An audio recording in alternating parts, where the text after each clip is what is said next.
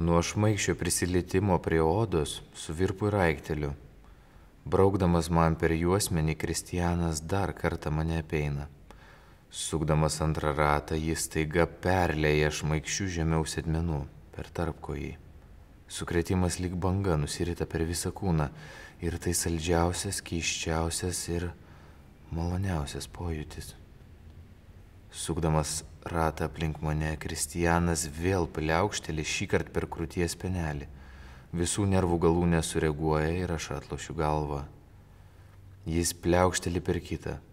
Kokia trumpa, staigi ir maloni bausmė. Nuo šio smurto speneliai sustandėja ir padidėja. Aš garsiai dėjoju, tampydama odinius antrankius.